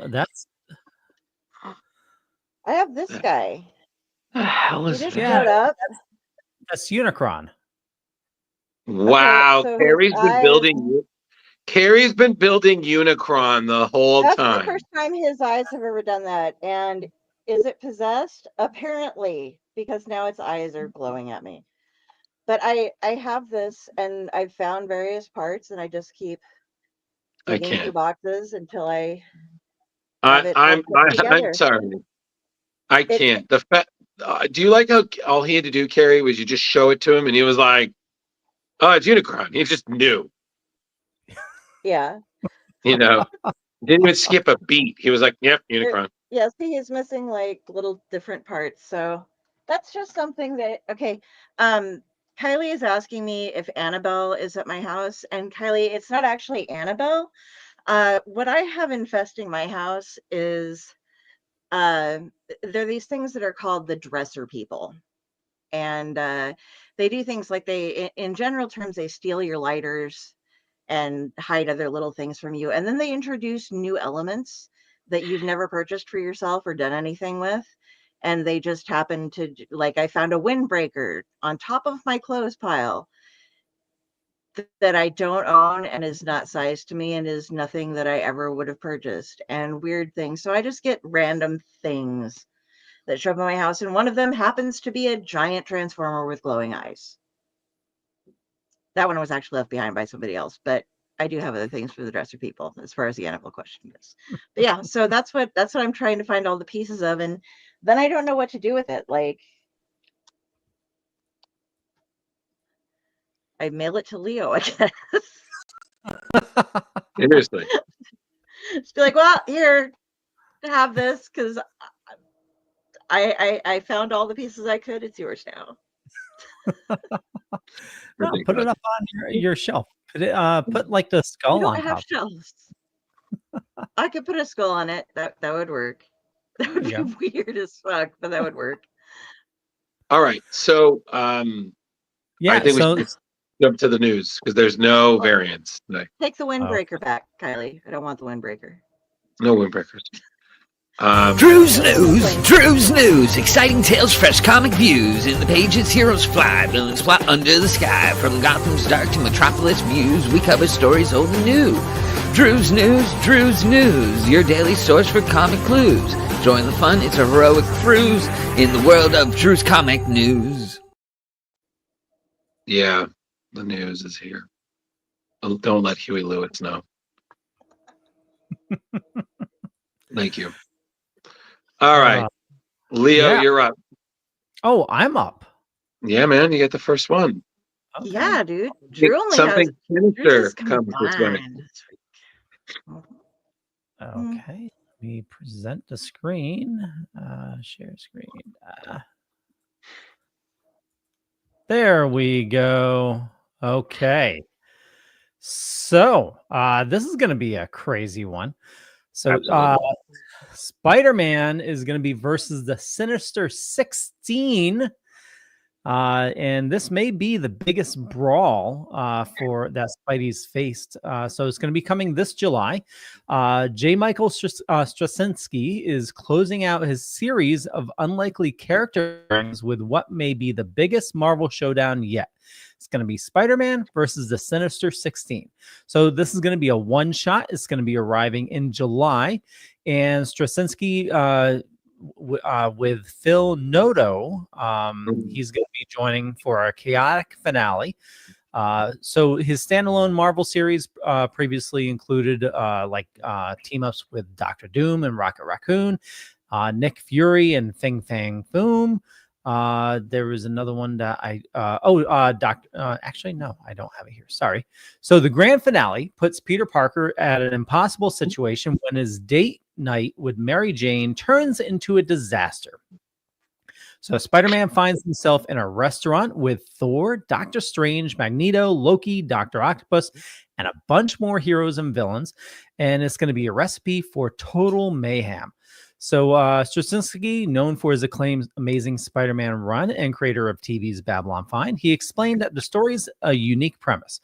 And he said, what if the owner of a popular restaurant has run it into the ground and needs the place to be destroyed for the insurance money? And he invites a ton of heroes and villains to dine all at the same time. And it's going to be hoping for an absolute disaster. So this was his, probably the most fun book for him to write. And one of the funniest, he added. Appreciative of Marvel giving him this chance just to write whatever the heck he wanted. And this one shot features cover art by popular husband and wife team Terry and Rachel Dodson. Spider-Man versus the Sinister 16. It's going to be available for pre-order soon, but definitely look for it at your LCS shelves on July 30th. And we have here's what some of the inside art looks like. Nice. Yeah. Oh boy. That is a really clever concept. Absolutely. Like living. I can't imagine you can even get insurance for building or property damage if you're like in Gotham at this point. But oh yeah. Especially with Marvel's New York. I mean, you have to know there's a chance your shit's gonna get leveled at some point in your existence, right? They have to. Insurance fraud via superhero and supervillain. That's awesome. Yeah. But totally. I mean, listen, JMS has been killing it with the collaborations. I mean, you had You had Rocket and Doctor Doom, Nick Fury, Fing Fang Foom, Volstagg and Captain America, and then things like this. It's just killing it. So let's go. Let's do the thing, Yeah. Do the thing. Fun stuff. Do the thing. All right, so let's see who's next. I'm next. I'm next. You're in the Carrie, it's you. middle. Yeah. So, starting on May 14th with issue 23 of The Immortal Thor, Al Ewing has decided to show us that even an immortal can die. The final 3 issues find Thor pitted against the gods of Utgard utterly alone. His decision may lead to his death. His decisions may lead to his death, but they ultimately do reflect upon his strength of character. He chooses to go to his own fate by fighting for justice. And this cover and the next one coming up, which that's freaking gorgeous, are for issue 25. And those are going to be available on July 2nd, final book in the series. The first one here is by Alex Ross. And the connecting cover, the next one over, is by Martin Coccolo. And actually, the art on that last series is going to be done by Justin Greenwood, and it's going to be his first entry into the world of Marvel Comics. So a lot of stuff all coming together here. And it's a death of a god that's in the Immortal series. And this has got a definite difference from like what we got from Immortal Hulk, Immortal Horror. Don't combine those two words together. It doesn't work well. Immortal Thor it is a totally different idea. And I like how they had the rocks and crossover and all that kind of stuff going on. But this has become a very, very, very different sort of comic. And I'm interested to see how he does end up going into battle at the end here, because it's been a very strange ride for me anyway, as an Al Ewing fan. I've been like, what's going on now? Okay. So instead of just, like they found ways to incorporate technology and like people's belief in comic books on Earth that go against like the powers kind of like Loki as a storyteller's powers. They are like, well, we'll just use like comic books as a medium on Earth to perform bardic things. And so it's just been all over the place, but it looks like it's going to end pretty strong. So yeah, check this out. Like I said, the 23rd issue 23 is going to be on May 14th. And then this last one you're going to get on July 2nd. And the other one will be in between. Wow. Assuming sometime in June. So it's going to be fun. The connecting covers, I'm assuming that's going to be 3 releases, or is it going to be a fold out cover? It didn't actually say, so I am not sure. I'm assuming it's going to be 3 different releases based on the, I mean, you can see the pretty obvious lines there. Yeah. As to where it at least towards the top, as to where it's going to cut down at. But I'm not sure. It didn't say when I was looking it up. So well, but either way, it's just beautiful. Yeah, that Alex Ross cover too. That's like, holy shit. I mean, yeah. I mean, Leo, it's an Alex Ross. Yeah. At this point, we're just like, yeah, Jim Lee, like, Alex Ross. Yeah, again, I stick to what my joke has always been. These both Jim Lee and Alex Ross could draw a rock, and it would be a best-selling cover. Archer, yeah. Oh yeah, yeah, Archer, yeah. That'd be a sexy rock. Yeah, or Lee Bermejo, a very haunted, sexy rock. All right, so. Next one up is me, and I'm going to be combining 2 stories in one because it's time for some Hellboy. So, they announced that there are 2 Hellboy series or one-shots that got announced. So I'm going to go one by one. So the one that we see there is Professor Harvey is Gone. So Mike Mignola and Giuseppe Manunta are teaming up for a new Hellboy one-shot, Hellboy in the BPRD, Professor Harvey is Gone, which is the English language debut of Manunta, and is colored by him with letters by Clem Robbins. So this story is going to hit stores August 27th. And the synopsis goes, when the paranoid antiquities professor goes missing, Hellboy and the BPRD leap into action, but their search takes a dangerous turn as whoever was after the professor sets their sights on Hellboy. So this is essentially all the charm, weirdness, and such you get from a classic Hellboy adventure, but also introduces audience to Manunta's breathtaking kind of painterly artwork. And apparently Mignola is a huge fan, and he said, the artist always wanted to do Hellboy stories, but he was like, I've kind of run out of these stories. But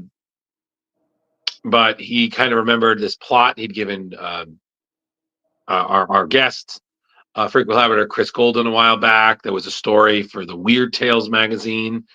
It was just an unillustrated prose, and basically kind of reworked that story and then turned it over to this guy to do his work. And honestly, just seeing this cover alone and what they're bringing, I mean, it's going to be great. I mean, Mike always pairs up with some of the best artists. So, just another way to just make Hellboy look pretty. So like I said, August 27th, check this out. There's one more cover for that one. Yep. Yeah. Look at that. That is just gorgeous. That's your standard Mike cover. So, yep. And then the second book continues the Hellboy in Love series. So Mike Mignola and Christopher Golden are returning to Hellboy's greatest romance with a new 2-issue comic, Hellboy in Love: The Art of Fire. So the Mignola, Golden with artist Alex Nieto. This will be debuting on August 6th. We'll follow Hellboy, an archaeologist, and his future, at one point, girlfriend, Anastasia Bransfield, on an unforgettable journey to Iceland. So basically, they're going from pursuing goblins in the UK to facing off ghosts in Turkey and exploring archaeological sites in India. Now, their search for the seemingly impossible will take them to a dig site in Iceland where answers and dangers await. So this is going to be pretty interesting, as we're going to be seeing illumination of some key elements of the Mignola versus ancient history, digging into that. Just Nieto's work is his first time in the Mignola verse. So again, more fun, more creepiness, and more Big Red. So come on, man. August is going to be a pretty big month for Hellboy. So stay tuned, everybody. Yep. So that's everything for me on Hellboy Watch or Hell Watch. Yep. Leo, you're up. Leo, you're muted. Sorry. You missed all that pure gold thing. Yeah, no, sorry, buddy. We missed all that. You're gonna have to repeat it all again. Yeah. Okay. So, Marvel Studios director Michael Giacchino, and I know I totally screwed that up. So he's bringing his talents to the comic book world with a new one-shot, Werewolf by Night: Blood Moon Rise, and this is going to be arriving in July. So the Academy Award-winning composer who made his directorial debut with the critically acclaimed Werewolf by Night, Marvel Studios special, which was friggin' awesome, by the way, if you haven't seen it. He'll be teaming up with artist David Messina to create a horrifying new adventure for Jack Russell in the Marvel Comics universe. So he says it could be the last story from the original run in a way. There's a fun twist to it that I think is really going to be interesting for people who are into Jack Russell and that lore. So the story pits the tortured werewolf hero against one of Marvel's most fearsome villains, Dracula himself. The one-shot will highlight what has made Werewolf by Night an enduring Marvel character over 50 years. And the addition to the main story, the issue will include a backdrop tale by Jason Liu, current writer of Werewolf by Night Red Band series, and along with bonus material celebrating the character's rich history. So Messina is known for his artwork on titles like Ultimate Spider-Man, making him a perfect match for Giacchino's horror-influenced storytelling. And the issue features a cover by artist Tyler Kirkham and Werewolf by Night, Blood Moon Rise. It's going to be available for pre-order soon, but definitely look for it on your LCS shelves July 30th. Cool. That sounds pretty rad. That's a gorgeous cover too. Like It is. it reminds me. I forget their names again. Who played Captain America? Chris Evans. Yeah, there was something where Chris Evans was asking Chris Hemsworth, like, how did you develop that muscle there? Like, how do you make that one show up? Because they were trying to weightlift and get equally buff, and like Hemsworth was just far beyond. And those are muscles where I'm like, how do you get that one to show up? I'm sure it's there, but most people can't actually make that one show up. Right. He, All right, but Carrie, I just want to say you're doing the last story for news tonight, and I'm a little jealous because I wanted to cover it, but you'd already covered some of this before. So yeah, I'll okay. give it my little rundown, and you can talk about it too when I'm done. All right, whatever works. But go for it. No, I never mind. I had something I wanted to say. No, it was going to be a bad joke. It was going to be never mind. No, it was going to be really bad. No, come on, no, come on, just no. Do it, Carrie. Do news. No, do it. Don't. No. Come on, Carrie. Leo. Carrie. Dance, Carrie. monkey, dance. Carrie. Come on. Do the news. Carrie. Do the news. Finish the news. Get your Kickstarters. Leo, shut it down. Go, Carrie. Leo. Carrie. You know, I muted it. Come on, you can do it. It's gonna be so bad. So did you hear that Michael J. Fox is gonna be working with Giacchino on his next movie? It's gonna be Teen Wolf by Prom Night. Get actually out. I shouldn't have muted you, Drew. I'm really sorry.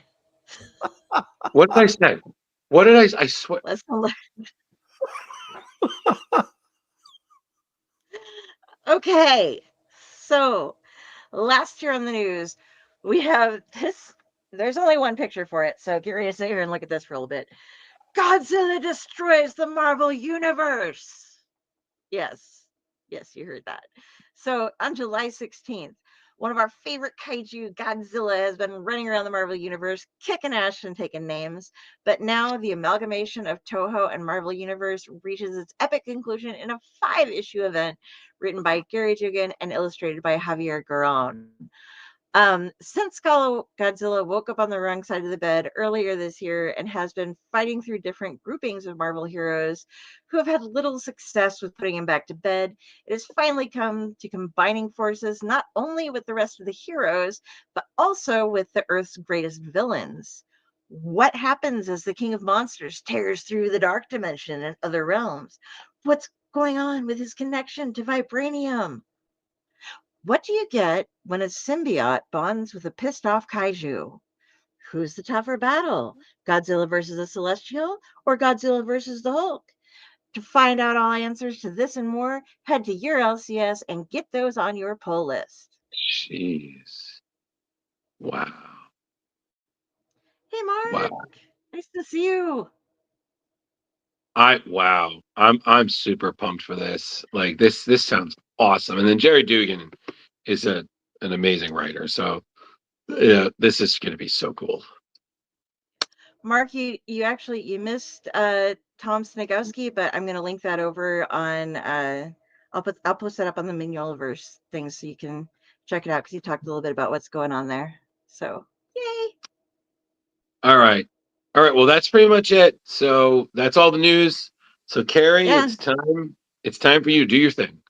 Oh, yes, and by the way, thank you, Tom Dog, for supporting me. You know, it's yeah. The hell with you, and to hell with your support.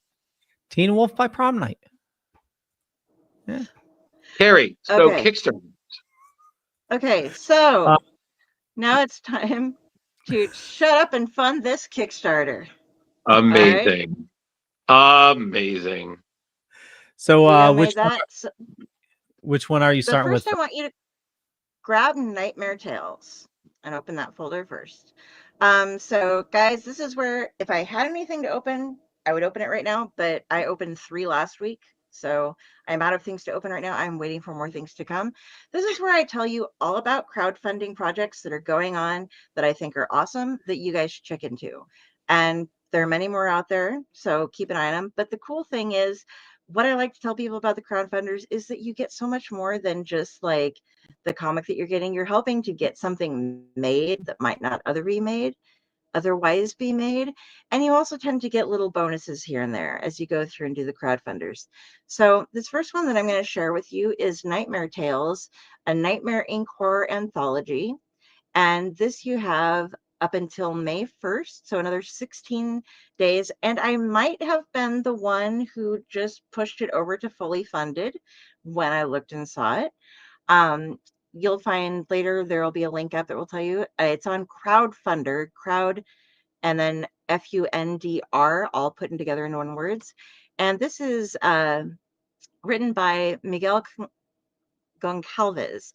He's an independent horror writer from Portugal, dedicated to exploring the eerie, the grotesque, and the unsettling, always aiming to leave a lasting chill in the minds of his readers.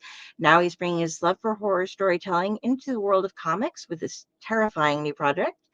This anthology started as an 8-page horror comic and became 3 stories that turned together into a 24-page black and white. It's just black and white, gorgeous nightmare. These are different pictures from the interior art they're going up there. And it's Damien's art is great. What you get here, this is a very simple one to fund. It's in euros, but it automatically translates over into American dollars. So the rewards, there are 4 of them for you to choose from, or 5 of them for you to choose from. They range between 5 and 25 euros plus shipping. That's $6 to $29. And since you're shipping and it's going to be from away, I would recommend doing what I did and getting the big one. You can order from the digital version, the Cursed, which is the Digital Nightmare, the Cursed Edition, which gives you the PDF and a regular cover. Shadow Edition is the PDF and the print exclusive cover. And the Haunted Edition is the PDF, the print exclusive cover, and an A4 print of Damien Connolly's. And then there's the Forbidden Edition, which gives you the PDF, both covers, and the print. And all of those can be gotten, like I said, over on Crowdfunder. And we'll have a link up there for you later. But Miguel Goncalves, I'm probably pronouncing that wrong, but has put this together, and it's this beautiful, just vivid, nightmarish collage of stories. So I hope you'll enjoy it and check it out. Next, we're going to go over to Made in Delco. And I'll wait for a second. This is something that is on Kickstarter. It is going to be available for another 15 days up until Thursday, May 1st at 11 a.m. According to, this is Made in Delco, a comic anthology. According to the site, Delco is an abbreviation for Delaware County, Pennsylvania, as well as an attitude and way of life particular to the residents of said county. This is done by Jamie Gasparo, and Made in Delco is a 60-page comic anthology of 10 stories that he's written, spanning multiple generations, and featuring stories that have been published in incredible anthologies like By Visibility and From the Static, as well as stories that have yet to see print. All the stories have wildly different settings. They embody the spirit and attitude of Delco, and he was tired of waiting for the right anthology to come along to submit each of them to, so he put them all together on his own. Fun thing here, Jimmy Gasparo wrote everyone, as well as on the final story, The Fear Endures, Byron O'Neill was a co-writer. The artists involved are Beck Kubrick, Jeremy Megart, James Greatorex, Joe Kovas, Raymond Lulacher, Sam Owen, Rachel Ellen Everett, and Chris Sheehan. Colors by Nicholas Bergdorf, Ben Humaninick,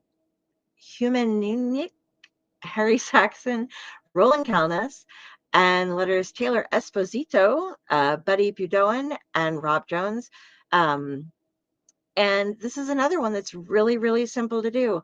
The rewards go from $10 to $25. You can get the digital deluxe, or the physical that are left. There were some early birds that are sold out, and there were also some $100 that were Joe Kovas commissions that you could get, but those are sold out.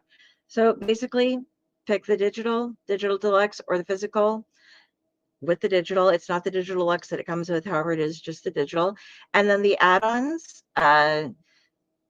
if you go to the last one there's the 2 bookmarks that you can choose from, and then a ton of these $3 stickers that are done by Joe Kovas. They're all people looking over their butts. I don't know exactly why, but they're funny. I mean, they're really cute, and they're $3, $2 for the bookmarks, and you can order a bunch of those stickers if you want. The creator, Jimmy Gasparo, is also one of the hosts of the Comic Book Yeti Cryptid Creator Corner podcast, and that should be the last thing we have up there. So go ahead, go over, check out his podcast, do some scanning on the screen, and go check out this. It's going to be fun. It looks like it's all over the place in types of stories. There's going to be some humor, some sci-fi, just some weirdness. And if you would like to see various creatures from all different video games and various strange pop culture references with their butts that you can buy for $3 stickers, go check them out. They're really fun. It's slightly odd, but like I said, it's totally fun. Last thing I want to do is I want to bring up again Axel's Infernal, which we keep promoting. We're going to have Dan on next week, and so we're trying to push this because we really want to have more people sign up for the preview of this. This is Axel's Infernal, the number 1 and 2. Dan has already released, DG Chichester, that is, released number 1 last year. I got it. It is fabulous. The quality of the printing and everything is great. It's written by DG Chichester, art by Carl Waller, and it's basically, there's an underworld transportation authority. Argyle Percy is going across the dimensions, delivering plagues, monstrosities, and boiling pitch with her driver Virgil in a giant infernal hell-raising sort of truck. And it's just a very fun glimpse through life. It's going to be a full 24-page comic book, printed on 80-pound cover stock and gloss text paper.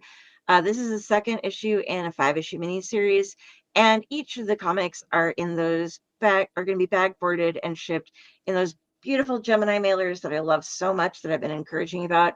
Okay, and this next week, guys, Dan is going to be joining us. We're going to get some better pictures up here. I tried to throw this together real quick at the last minute.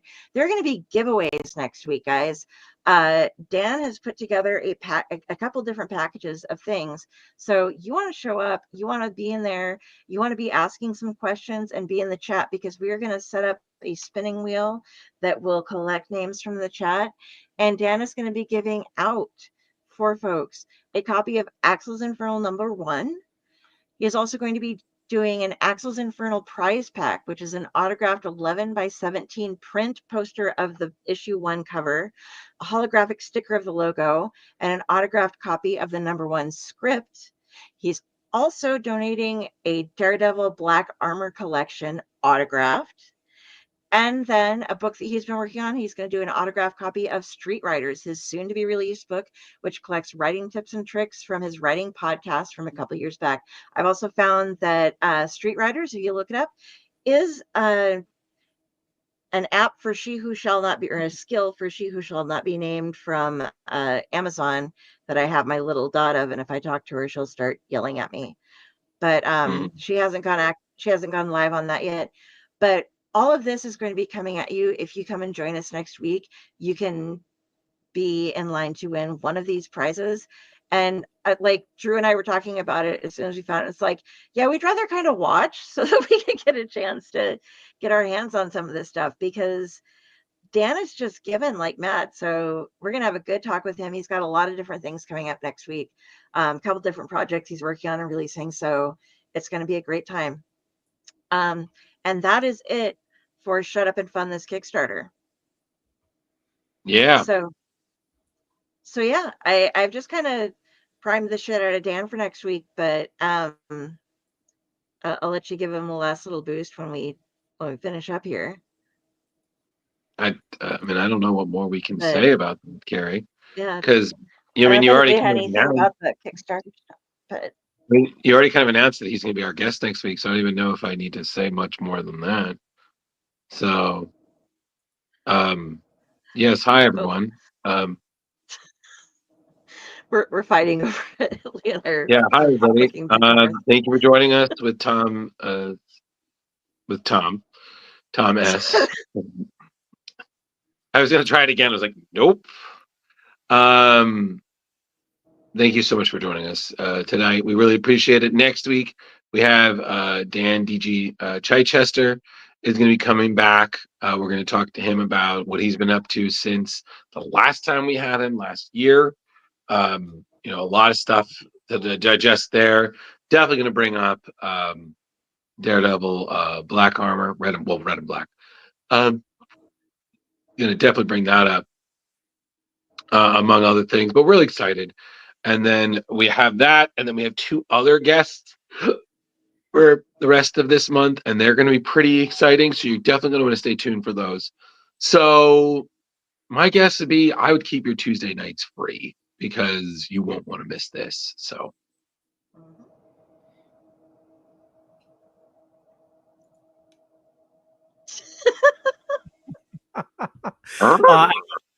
Time to end the show, you will. Love it. I want to thank everybody for watching this fine evening, and just everything Drew said. We do a bunch of shows here. So Splash Pages, definitely head out and over to our YouTube. But I do a couple other shows, The Dork Knight, and also Comics Paradox with some awesome people, Justin and Brandon. I joined them, so it's anyway. It is late. I am freaking tired. We're gonna kick it over to Carrie. Hi. So I just wanted to out weird Leo. So I am on Splash Pages every Tuesday, some Saturdays, and occasionally on a random Wednesday with these gents. And other people. We've been having some guest hosts come with us. We have some great stuff coming up. I'm also on the Owlboy Network, which is part of the Dorkening as well. And so is Tom Dog over there on Brill Pro. And so those I usually do shows on Sundays and Mondays. However, due to some people moving and some internet issues, we kind of skipped this past weekend, but that's okay because we're going to have Tom Sniegoski come over there and join us, since he just mentioned tonight that he's doing a prose work. So I'm excited. I'm going to grab him. So we'll have more to do there. I write things too. Look at Carrie Sanders on Facebook. If you see a judgmental looking crow face just staring at you, that would be me. And you found the right thing. You can get all my links from there. So yeah, that's how you find me. And if you feel like chatting, it depends on if I'm asleep or not, but I generally get really weird when I chat. So be prepared. If you just reach me out of the blue, you're gonna get something. So yeah. Awesome. And now to Drew. I mean, we're just continuing the trend. Hey everybody, thank you again for joining us. We really appreciate it. If you need to talk to me, I'm Drew Malo on Facebook, Ghostbusterman 1984 on Instagram, Drew Malo on Blue Sky. There's a lot going on in my world, so please leave a message after the beep and I'll get to you within this century. Beep. Teen Wolf by Prom Night. Good night. Mary Lou. Prom night too. Good night. Goodbye, everybody.